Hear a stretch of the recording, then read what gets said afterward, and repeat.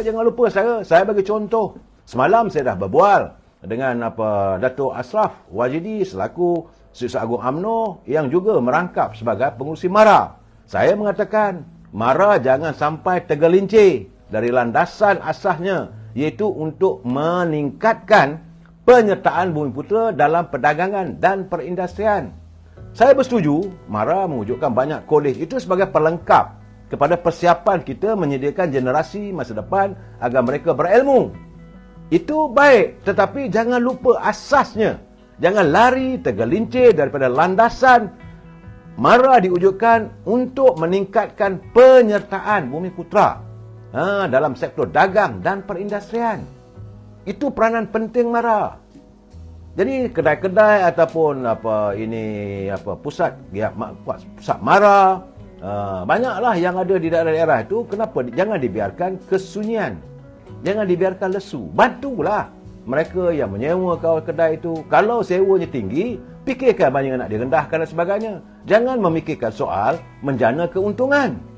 Kalau MARA sudah bersikap untuk menjana keuntungan, rosak. Matlamatnya tidak akan tercapai, saudara. Dan kena ingat juga, UMNO telah pun membina asas bantuan ekonomi untuk Bumiputera, saudara. Kenapa benda itu tiba-tiba hilang? Bagaikan asap ditelan oleh angin. Dulu boleh dikatakan warga UMNO dapat sentuhan. Tapi sejak akhir inilah, saudara, sejak daripada pilihan raya yang ke-13, saya katakan sejak pilihan raya 13 seolah kita tergelincir daripada asas-asasnya.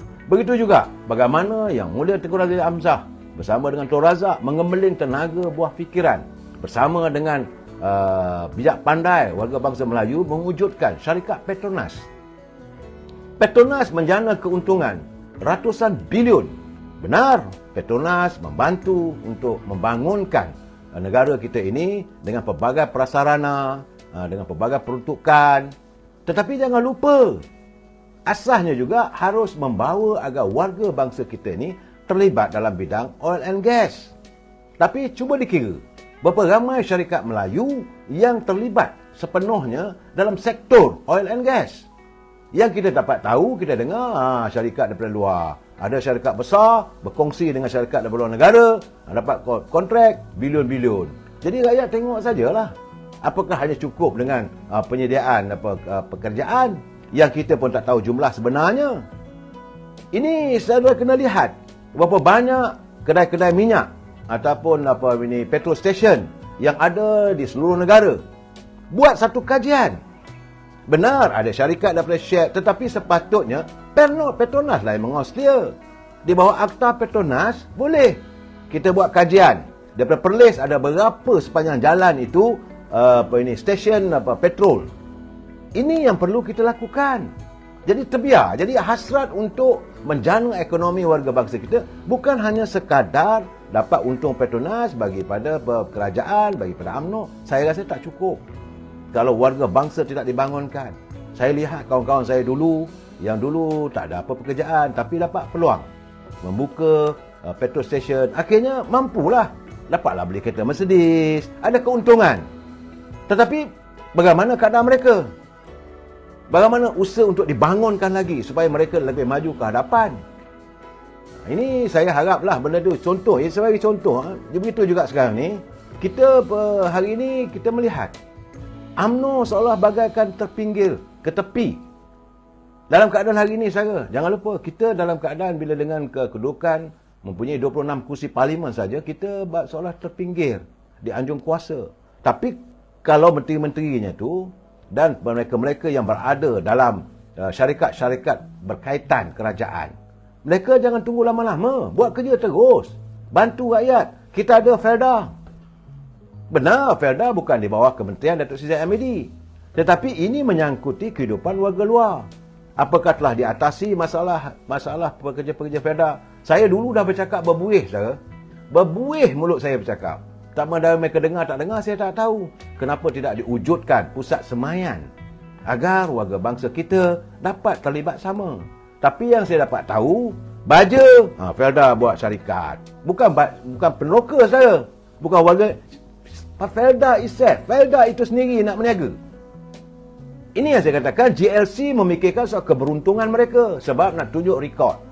Aku memimpin Felda, Felda untung 5 bilion, 8 bilion. Tetapi adakah ia mencapai matlamat?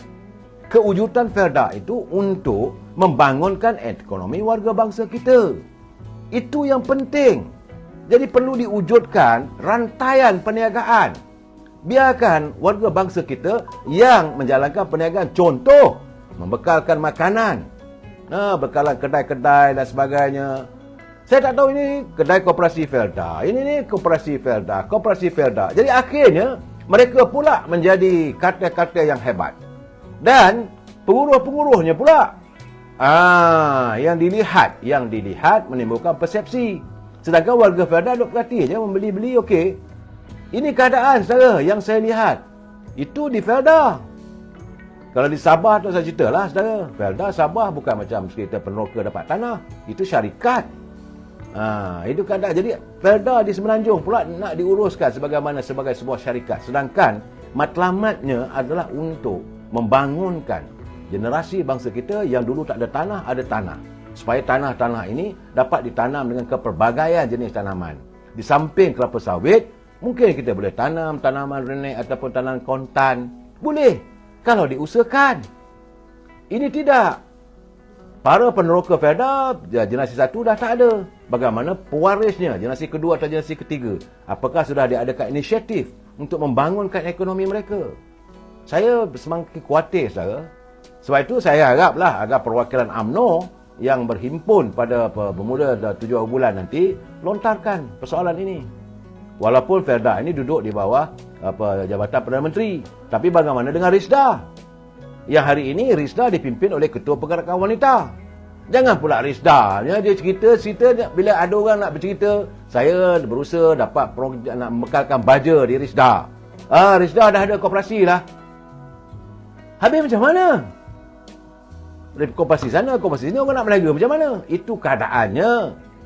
Risda sepatutnya membangunkan pemilik-pemilik ladang getah, rubber research, membuatkan kajian, wujudkan kilang-kilang, beri galakan supaya anak bangsa yang tinggal di Kuantan, anak bangsa tinggal di Temerloh, yang berada di Kedah, yang berada di Melaka dan mana-mana pun di mana ladang Felda dan Risda begitu banyak, boleh diwujudkan huluan, bukan hiliran.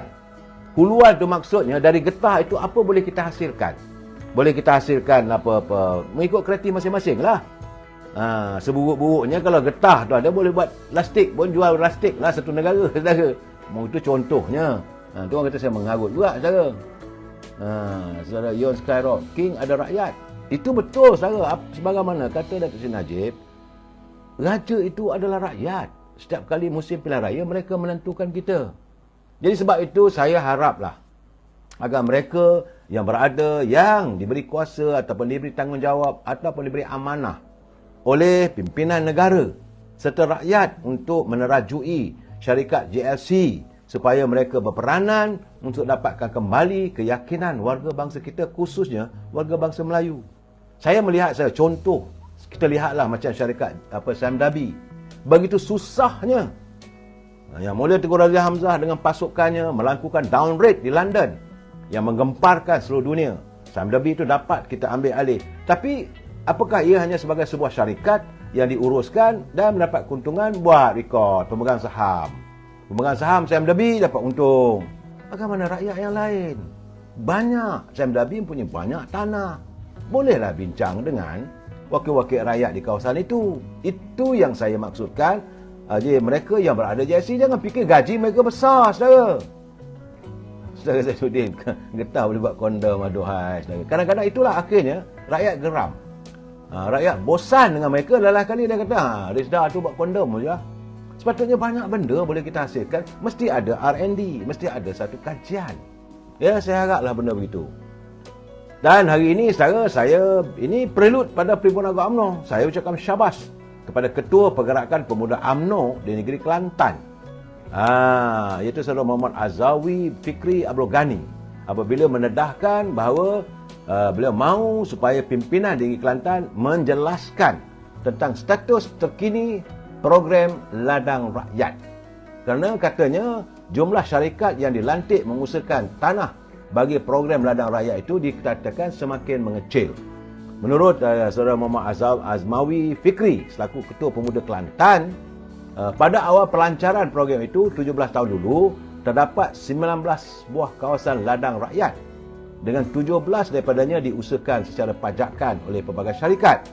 Laporan Ketua Audit Negara 2021 yang dikeluarkan tahun ini berhubung projek ladang rakyat telah pun mengenal pasti 21 syarikat gagal membayar sumbangan tahunan kepada akaun tabung amanah ladang rakyat. Apa dah jadi?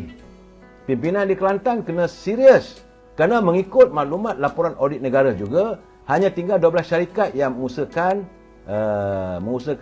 ladang rakyat itu membabitkan sejumlah kawasan kelulusan 28,695.4 hektar. Saudara, dalam keadaan begitu, kegagalan 12 syarikat membayar sumbangan tahunan kepada akaun tabung amanah ladang rakyat dan tiada wang dibayar untuk membolehkan Perbadanan Ladang Rakyat Kelantan untuk membayar kepada 4,713 peserta. Katanya jumlah itu sepatutnya mereka diberi dividen pada Januari dan Februari berjumlah 5.64 juta. Tapi kabarnya kerajaan Kelantan terpaksa mengeluarkan wang dari kantung negeri sebanyak 5.67 juta bagi membolehkan Perbadanan Ladang Rakyat membayar pada pesertanya. Itu keadaan saudara. Kalau syarikat itu gagal, panggil terminate. Kenapa dibiarkan berterusan? Tak tahulah, ini kerajaan negeri Kelantan. Kalau klien itu UMNO, memanglah teruklah kena belasah menteri besarnya. Ini Kelantan, kerajaan PAS kena buat macam mana? Cuma yang boleh dilontarkan, saya bercakap syabaslah kepada Ketua Pergerakan Pemuda UMNO negeri Kelantan. Perkara ini wajar dibangkitkan dalam perhimpunan Pergerakan Pemuda yang akan berlangsung bermula 8 hari bulan Jun nanti, saudara. Saya sekarang